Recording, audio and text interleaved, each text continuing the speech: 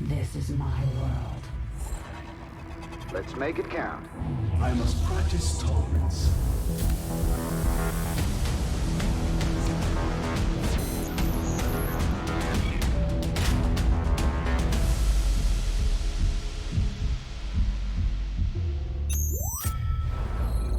GSL 시즌 1 Regeneration 마운틴 듀 GSL 시즌 1 Regeneration.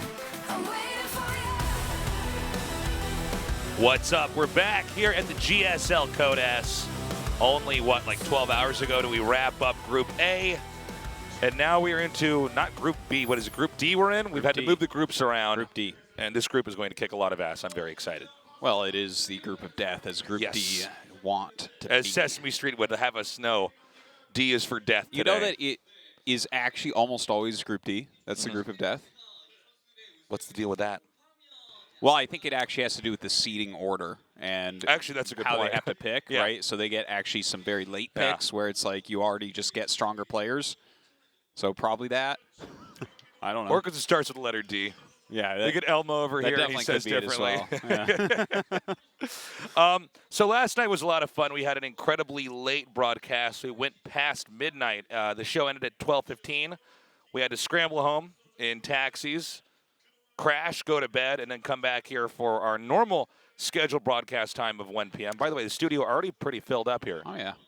But that wasn't the craziest thing about yesterday. The craziest thing is that Bunny won the group over Maru.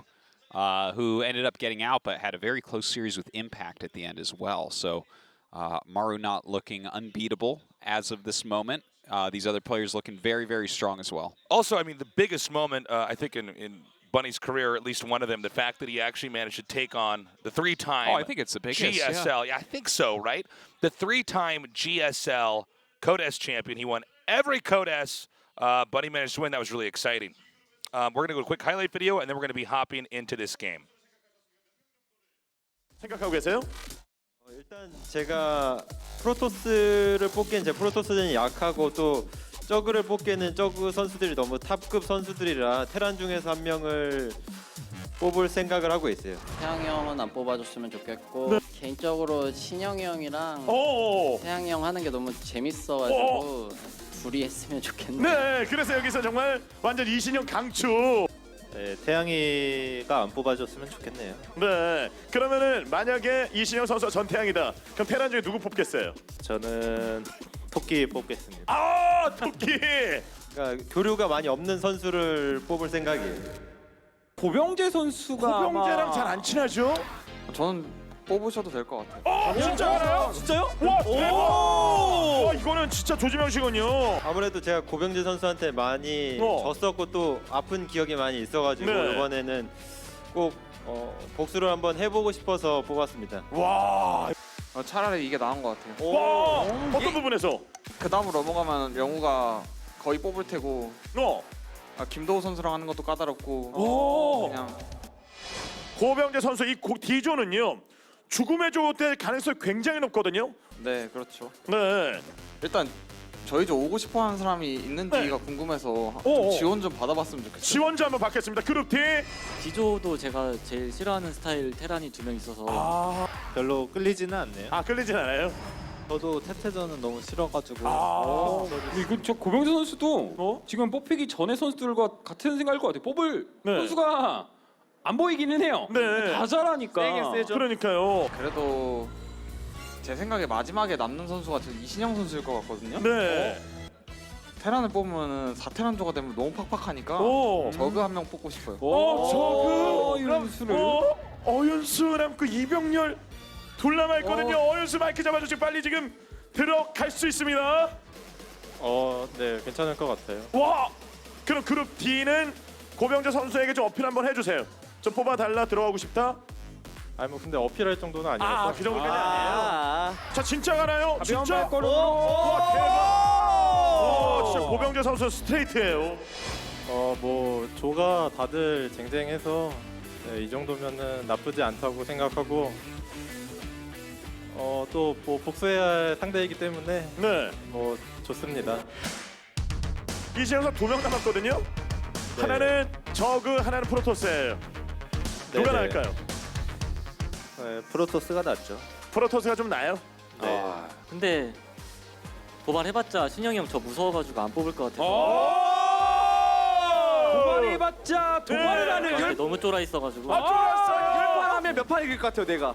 열판 하면은 그 화차 생각이만 막으면은 운영으로 그냥 다 뚫게 팰 것 같은데 이신영이 옛날 이신영이지. 이신영이 와 이렇게 됐어 지금 이신영이. 병렬이가 잘 하긴 하는데 네. 2조에 되게 들어오고 싶어서 약간 도발하는 것 같고 어차피 병렬이는 IM에서 차단하겠습니다. 누구 잡지? 그리고 이병렬 선수 그룹 D로 이동해 주시고요. 이병렬 선수 원했습니까? 복수해야죠. 원했죠?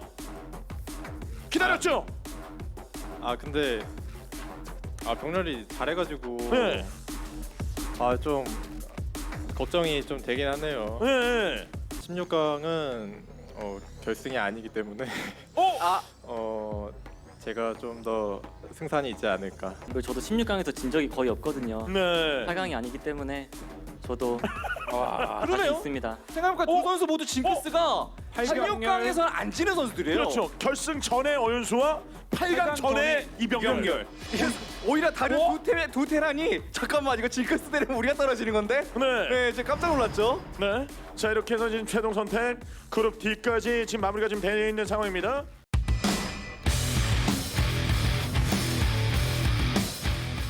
(2019) 마운틴듀 GSL 시즌 1 코디스 16강. That was funny. Tasteless. When I see all these, like, people talk about 4 different curses at once, all I can think is that we're cousins of chimpanzees that are just vaguely recognizing patterns and then calling them curses. It's like we're all a pathetic bunch, aren't we? I would say so. This is such a killer group. TY Su, Rogue, GuMiho. Each of these guys has accomplished so much. 3 of them have won IM Katowice. I mean, this is just this is crazy. We have a world champion, a WESG champion, the most experienced in the finals of tournaments. Code S champion. Yeah, it's pretty crazy actually. This group, it's pretty out of control. So we're going to start this off with a mirror matchup. It's going to be a TVT, TY versus GuMiho, 2 players with very, very different play styles. GuMiho, excellent when it comes to a lot of these aggressive openers, has re-engineered the way we understand the Cyclone as a unit historically. TY, I would say, tactically one of the best Terrans out there, a very calculated player. And a player who's been playing, I think GuMiho as well, but TY, I would say, is kind of the pinnacle of this. Someone who's been playing since his very earliest days you could play StarCraft. He's grown up on that. His parents raised him on it, and he is a fierce opponent. Yeah, he is, I think everyone basically agrees he's the 2nd best Terran in the world tomorrow at the moment. Yeah. And he has been for a very long time. In fact, in my opinion, he's been top 1 to 2 Terrans in the world, even during the era of the Horsemen, for a very, very long time, right? So, very strong, but GuMiho is in tip-top shape right now. Neither of these guys did fantastically in IM. Obviously, TY, the only Terran to make it to the bracket stage, went out unceremoniously 0-3 against Solar. GuMiho did not end up making out of his group, although it was somewhat close. But, yeah, GuMiho is really in good shape right now. Like, there's a few players I'm looking at this tournament and I'm very excited about, like GuMiho and Deer, who you don't normally right now think of as people that might win the championship, but I think they're in the type of form where they could. I think you're absolutely right. We're going to start this out on Kairos Junction. Our game is just now loaded up. This is our first best of 3 in our Saturday afternoon broadcast of the GSL Code S. TY versus GuMiho. 리저너레이션 게임이 시작됩니다.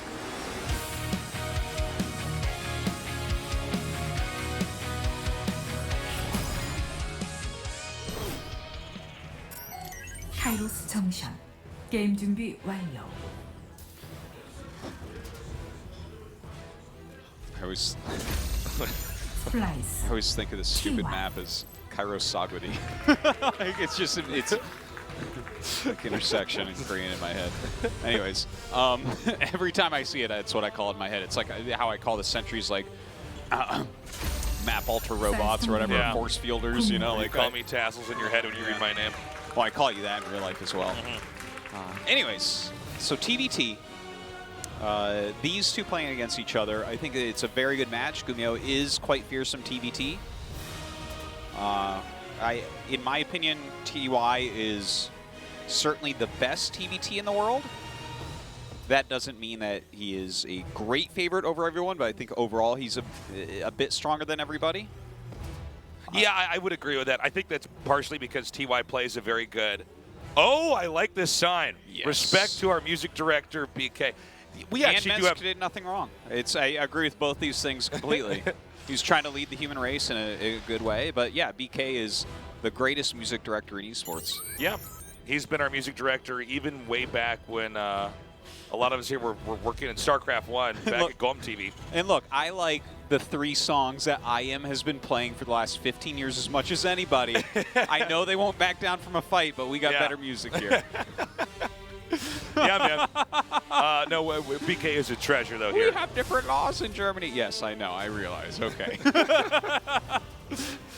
Now, to what you were saying earlier about TY being probably the best TVT player, I think you're right. I think that's partially because he's very good at positional play, and TVT is heavily reliant on having correct positional play. Very true.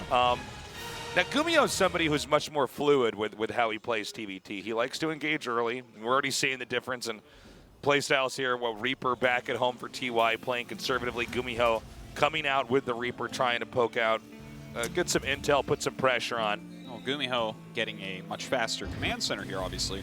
But yeah, they definitely do play a bit differently. Both of them are very, very good at mech and TVT. In fact, I think they're the best 2 mech players TVT-wise. GuMiho plays oftentimes quite aggressively with his mech, and I mean, TY definitely can, but TY has, I mean, they both have a range in TVT. They both can play both styles.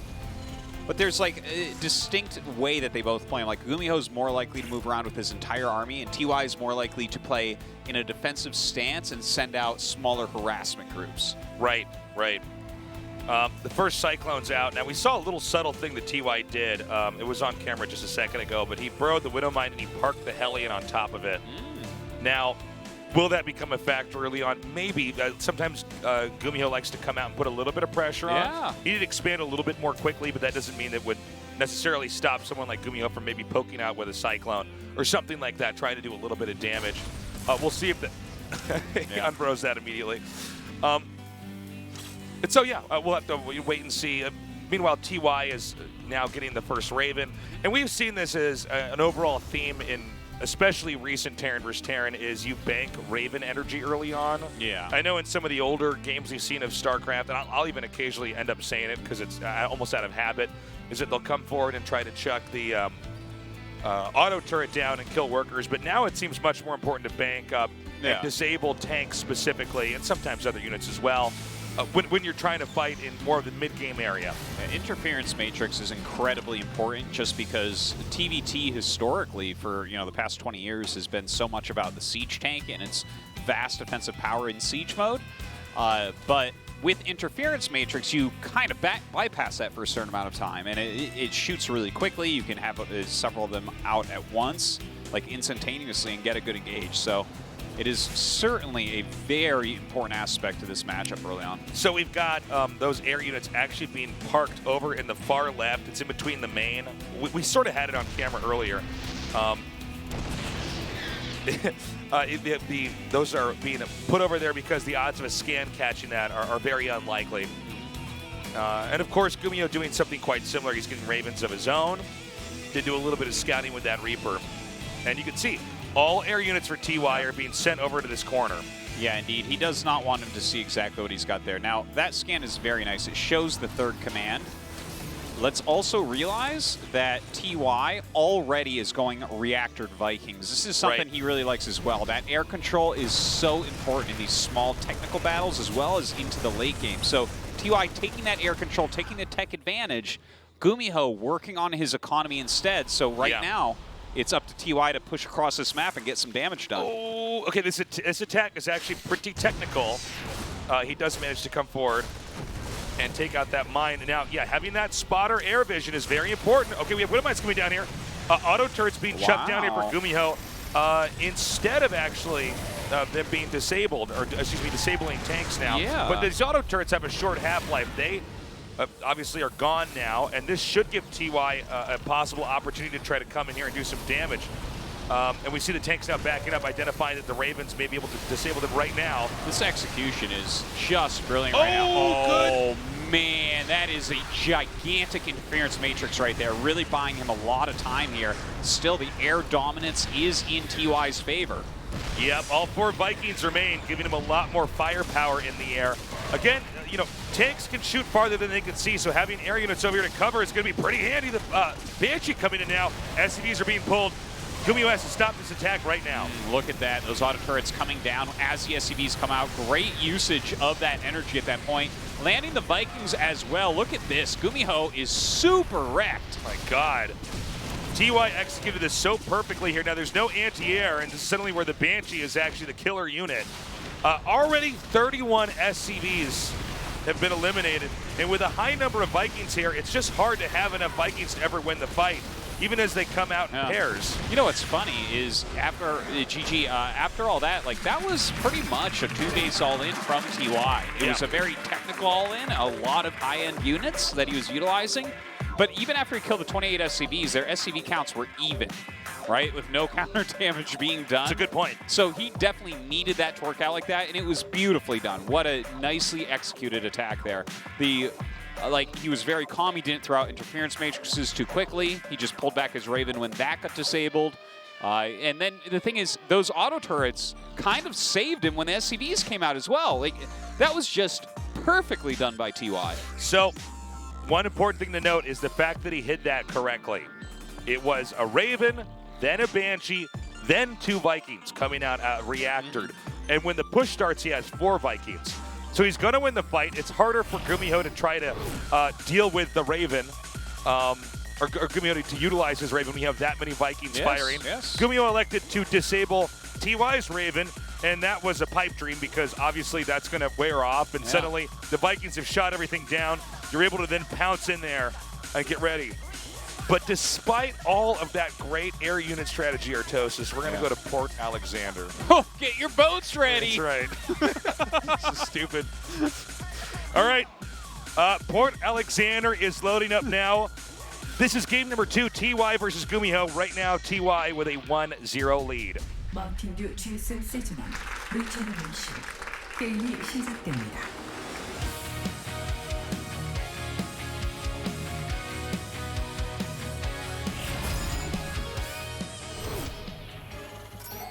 포트 알렉산더 게임 준비 완료.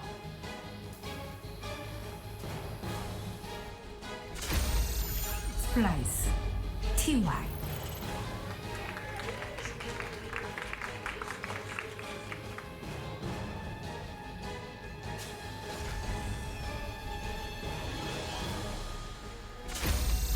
사이스톤 게이밍 구미호. You really got to appreciate the strategy that TY opens up with. So perfectly executed. It really was. I imagine he has plenty more where that came from.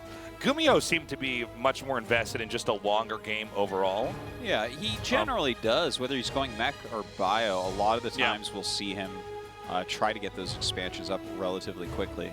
He does have some very technical early attacks that he tries occasionally in TVT, but the guy does want his economy rolling. And it seems like TY had a good read on that and pretty effectively exploited that. Wow. Ooh, some JYP support Big here. JYP fan. I liked JYP's statement when they were trying to decide who to pick in the group selection, where he's like, yeah, it's hard. All these players are good. Excuse me. Oh, you got a little bit of a cough, man. No, it's okay. You're not coming down with something, are you? No. Something got caught in my throat. I feel a little bit hoarse today. But I thought that was really funny just because the way that it's like we're the round of 16 at GSL Code S. Like, yeah, everyone's good, but it kind of like points out that Impact and Patience and Bunny and stuff are already in groups, you know? Yeah. So I don't imagine we're going to have the same strategy again here from TY or anything like that. I mean, I guess already the build is different. But, I mean, in general, I don't think he's going to do any kind of two-base timing push here. TY's got a really, really, really big range of different play styles and different techniques that he can utilize. It's very true. The way that I really like to think about TY, I don't think that he has the best mechanics, and I don't think that he has the best micro. And I think everyone will agree with me on those 2 points. I don't know if everyone will agree, but I think that overall he's the smartest pro gamer that we have. Like, I think his understanding of what he should be doing and how he should be doing it, and like, he generally is better at late game in all the matchups than every other Terran. Dude, this is a pretty big deal. Yeah, he actually got the assassinate off on the SCV. This is going to buy a good amount of time. These Reapers are regenning. Looks like he doesn't quite check his nades out in time. Oh. Somehow he knocked that Reaper back, so that Reaper will not be killed. Okay, nice recovery there from TY, coming out and reclaiming that. So, yeah. Here we are. Here we are, Artosis. I'm so excited for all the games today. This is really one of the best groups you could ever ask for. The only thing that's weird about it is that 2 of the guys are going to be eliminated in the round of 16. Yeah, I know, right? 2 of these 4 amazing players, these major tournament champions, are going to be knocked out. Well, definitely looking forward to seeing who actually gets out of the group. You have a bet? I don't know, man. Do you? Do you really? Do you have yeah, I anybody you do. really think? I actually think it's going to be Sue and Rogue. I think Sue is a really safe bet. I mean, obviously with the recent success he's had and how well at least how far he normally gets in tournaments. But Sue's in really great shape. He's coming off that win, obviously. In the previous round, when we saw his ZVT, it looked absolutely magnificent. And obviously he beat Cyril in ZVZ, so he's really good. Then it's like Rogue, I literally never bet against. Like, I think for the last, like, since the year that he won BlizzCon, since about halfway through that year, I think I've said that he was going to win every tournament. You're like me with SOS, where every time he's playing, I just say, yeah, I'll put my bets on him. Luckily, for this past year and a half or whatever, or 2 years, Rogue has won more turns than SOS, so I guess I'm smarter than you, but... How dare you? But yeah, like, I can't really bet against him. The thing is, TY, I'm always kind of, he's right there as well. Truth be told, those are like my 2 favorite players, despite the fact I'm a Protoss. Like, TY and Rogue, I have just the most complete, utmost respect. These guys play the game, in my opinion, how it should be played. They're both just magnificent, brilliant pro gamers. They really are. They really are. This time around, we've got GuMiho going for Bio, by the way. Not too different here from TY, but certainly a lot more barracks have been thrown down here where there was more teching directly up here for TY. TY is going to come out again, Artosis. Yeah, and I think TY is going to end up going mech in this game, most likely. A little bit later that he will get into that. Yeah, he went for like the 1-1-1 as he expanded. He has also got his 3rd base up right now. He's focusing on, getting that air control once again with the Vikings and making siege tanks very consistently. He's taking his 3rd base behind this. So this isn't quite like the previous game where he needs to walk up here and kill his opponent. Yeah. Okay, he's coming up now. Tank sieging up. We may have the tanks loop around here to the left side of these crates and start to try to hit the gases. That's another option as well. Yeah, eliminating gases in TVT is actually pretty important. So much of this is hinged on getting tanks or starport units out, so if you can control the gases, that's pretty good. Now, GuMiho is going for a counterattack, which makes me wonder if he necessarily has enough to actually hold off the push that's already happening here back at home. I think that this push is not big enough to be really scary. Oh, TY is getting stim now, so he will be staying on bio. But yeah, this counterattack I think is awesome. Look at this. He's going to be able to kill off this command center very easily. Yeah, instant cancel there, by the way. So that's already a big, big deal. Now, he is losing some things at home, but with stim and a couple medevacs, he still has potential for more damage as well. Okay, Liberation Zone setup over here. Now, this is a really, really annoying thing to play against here if you're GuMiho. I mean, the fact that he's not really in control of this area, he might actually try to come down here and just smash through this push, but can he get the disabled off? Yeah, yes, he does. Certainly Perfectly done. Now, with stim not done here for TY, there's absolutely no way you can contest the infantry that are already on the ground here. Oh, did I speak too soon? Yeah, I guess those auto turrets are pretty good. Dude, they deal a lot of damage very quickly. Now with these Vikings, he can actually land right on that tank and kill it off very quickly. In the meantime, does move that Liberator up to the main. Doesn't really get too much done there, but you know what? Okay, let's look at this. At the end of the day, who was ahead from these moves that we just saw? I think even though the third command got canceled, I think it's a little bit better for TY. Yeah, well, TY is also still in some control here. I mean, this tank is still doing damage. The gases have not been reclaimed right now. That being said, GuMiho is going for more of an infantry-based army, so it's not the end of the world, but you would like to have that third gas and a TVT if you're on 2 bases. Yeah, but look at that.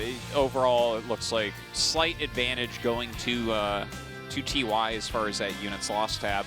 But yeah, I guess, you know, if he had built the command center in his main base rather than on location, which I think the on location's fine when you're doing such a nice push as he did because you expect them to keep their units at home, then he would be gigantically ahead. Okay.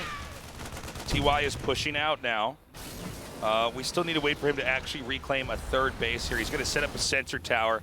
Probably a wise move against an infantry tank player here, because you're going to need, especially with GuMiho having a little bit more map control, since a lot of those key units were eliminated there for TY, and he's trying to just now set up. He needs to watch and make sure he knows what angle GuMiho might come at. You know, you could stim and attack in, you could drop into the main. There's so many different things you could do. Viking getting a little bit more damage done over there. Oh, wow. A big medevac drop coming towards that main base, but he could be in a lot of trouble here. Oh, my God. Disable! Oh. Wow. I can't believe that one medevac didn't die. Yeah, very close. One Viking short as far as shooting down that. Meanwhile, TY is doing a pretty good job of at least trying to keep GuMiho preoccupied over there. Now we have another drop coming in here. And TY has not given up with these Liberators. No, he's being pretty consistent with them, no doubt. Oh, a big drop at this third base. That was more like a car accident than an attack. Gosh. Well, you can't deny it. Yeah, in the meantime, getting a lot of SCVs with that one Liberator. This drop of GuMiho. I think GuMiho's drop, actually, not this one, but the one that didn't do anything except it was like a gift-wrapped drop there. He's like, do you want these? Yeah. Well, this is what I was talking about with TY. This is kind of his style, to sit back in a defensive posture and just harass you. Okay, GG. And, I mean, that's exactly what we saw, and he just smashed because of it. He had enough at home to stop GuMiho and then did damage with his Liberators. GuMiho looking pretty disappointed with that series. I thought that was, A, going to be longer, and B, going to be closer. But TY looks to be on another level. It's too bad we couldn't catch that drop that was totally bungled a little bit more quickly, because that went so poorly. I'm curious to see what he was trying to do, because it seemed like half the medevacs are already destroyed. Yeah. I think he did not account for the Vikings being there, because if you have that many Vikings, they can only default attack the air units when they're in the air like that. So everything's going to get shot down before it can unload. You can't try to doom drop on top of a position like that if Vikings are ever there. It is true. That was a painful thing to see. We're going to a break. When we come back, the second best of 3, Sue versus Robe.